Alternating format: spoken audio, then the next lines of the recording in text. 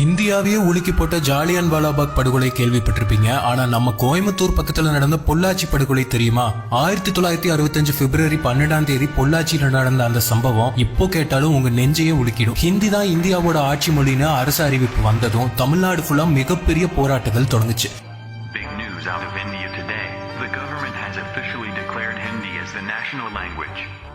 ஹிந்தி திணிப்புக்கு எதிராக 1965 பிப்ரவரி 12 தமிழ்நாடு ஃபுல்லா கடையடைப்பு போராட்டம் நடந்துச்சு. கல்வி நிறுவனங்கள், வணிக நிறுவனங்கள், இண்டஸ்ட்ரீஸ், ஹோட்டல்ஸ், கடைகள்னு மொத்தமா எல்லாமே க்ளோஸ் பண்ணியிருந்தாங்க. ரோட்ல ஒரு வண்டி கூட ஓடாம வெறிச்சோடி இருந்துச்சு. தமிழ்நாடு ஃபுல்லா நடந்த இந்த கடையடைப்பு பொள்ளாச்சியிலையும் நடந்துச்சு. காலையில 10 மணிக்கெல்லாம் பாலக்காடு ரோட்ல இருக்க போஸ்ட் ஆபீஸ் முன்னாடி சில ஸ்டூடெண்ட்ஸ் வந்து ஹிந்தி எதிர்ப்பு கோஷங்களை எழுப்பினாங்க. ஸ்டூடெண்ட்ஸ்க்கு ஆதரவா நேரமாக பொதுமக்கள் நிறைய பேர் அந்த இடத்துல வந்து குவிஞ்சாங்க. அந்த நேரத்துல ஒரு ஸ்கூல் ஸ்டூடெண்ட் போஸ்ட் ஆபீஸ் மேல ஏறி போஸ்ட் ஆபீஸ் போர்டுல இருந்து ஹிந்தி எழுத்துக்களை அழிக்க ட்ரை பண்ண அங்க இருந்த போலீஸ் அவரை தடுக்க போனாங்க. அவங்க சொல்லியும் மறுபடியும் அந்த பையன் அழிக்க துப்பாக்கியால சுற்றுவோன்னு மிரட்டினாங்க. அதை கொஞ்சம் கூட பொருட்படுத்தாம மறுபடியும் அழிக்க கீழே இருந்த ஒரு போலீஸ் அந்த ஸ்டூடெண்ட்டை ஷூட் பண்ண அந்த இடத்திலேயே அவர் துடிதுடிச்சு இறந்து போனாரு. இது கொஞ்சம் கூட எதிர்பார்க்காத மக்கள் கோபமாகி அங்கிருந்த கடைகளுக்கு தீ வைக்க ஆரம்பிச்சாங்க. போலீஸால கூட்டத்தை கண்ட்ரோல் பண்ண முடியாம ஆக ராணுவத்தை வர சொல்லி உதவி கேட்டாங்க. மத்தியானமா ஆயிரக்கணக்கில் ராணுவத்தினர் பொள்ளாச்சிக்கு வந்து இறங்கினாங்க. இன்னும் கொஞ்ச நேரத்துல கூட்டம் கலையல மொத்த பேரையும் மெஷின் கண்ணால சுற்றுவோன்னு எச்சரிக்கை விட்டாங்க. கூட்டத்துல இருந்த பெண்கள் அவங்க கையில இருந்த குழந்தைகளை தூக்கி காட்டி சுட வேண்டாம்னு கேட்டுக்கிட்டாங்க. ஆனா அது எதையும் பொருட்படுத்தாம கொஞ்ச நேரத்திலேயே அவங்க வச்சிருந்த இயந்திர துப்பாக்கியால